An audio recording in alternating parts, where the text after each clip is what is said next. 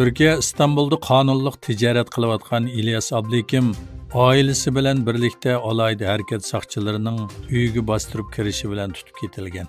İlyas Ablekimning yaqinlarining bildirishicha, İlyas Ablekim 2014-yili Turkiyaga kelgan. Yurti vatanimizning G'ulji shahridan 30 yosh. Ayoli Marhaba Abdurahim 28 yosh va 2 farzandi bo'lib, biri 6 yosh, kichigi ona sutidan ayrilmagan 2 yoshlik sabiy bola ekan. İlyas Turkiyaga kelgandan beri İstanbulning Safakoy rayonida telefon elib setish tijorati bilan shug'ullangan.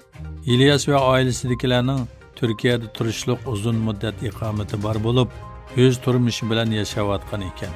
Turkiyadagi Uyg'urlarga vatandoshlik berilgan vaqtlarda İlyasmo oilasi bilan Turkiya vatandoshligiga murojaat qilgan bo'lib, hamma tekshirish bosqichlaridan o'tib bo'lib, eng oxirgi bir natijasini saqlayotgan paytda 2023-yili 11-oyning 10-kuni payshanba bomdod namoz vaqti bilan Turkiya alayda qism soqchilarining uyga bostirib kirishi bilan tutib ketilgan.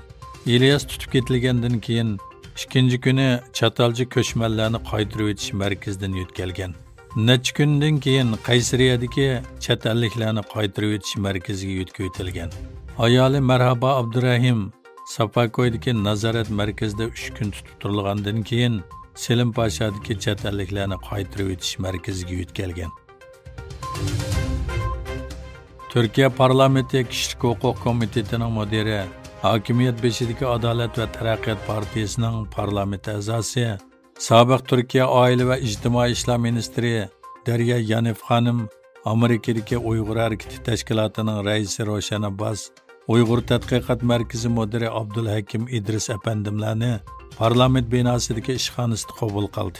U Uyg'ur qarindoshlarimizning haq-huquqini har yerda qo'g'dashni davom qilamiz dedi. Shuningdek, bu so'zni ular bilan tushgan suratga qo'shib X orqali tarqatdi. Mazkur hay'at 15 noyabr kundagi bu uchrashuvdan keyin yana Turkiyadagi o'qitish partiyalardan Yaxshi partiyasining raisi Maral Aqshanar xonim qatorliqlar bilan ko'rishgan. Ular yana parlamentdagi Kelajak Saodat partiyasi guruhining bayonotchisi Selçuk O'zdaq bilan ko'rishib, uning Sharq Turkiston da'vosi uchun qilgan xizmatlariga rahmat aytgan.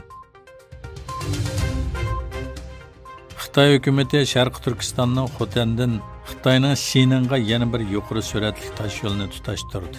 Xitoy xalq to'rining xabar qilishicha, yaqinda Xitoyning Qinxay o'lkasining Huangguoliang Mangya yo'lida rasmiy qatnash boshlangan bo'lib, u Sharq Turkistondagi Xotan viloyatidan Xitoyning Qinxay Xininga boradigan yuqori sur'atli tosh yo'l uzuk nuqtasining rasmiy ochilib, Xotandan Qinxay Xininga boradigan bütün musafirlik yuqori sur'atli tosh yo'lda qatnash boshlanganligidan derak berdi ekan.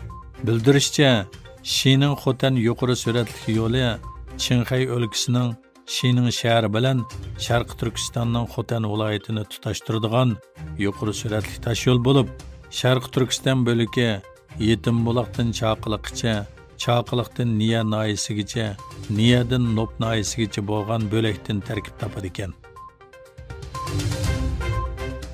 Tayland hukumati ommaning kuchli noroziligiga duch kelganligi sababli Xitoy soqchilarining Tayland zaminida chorlash ishlariga qatnashishga ruxsat qilish planini bekor qildi.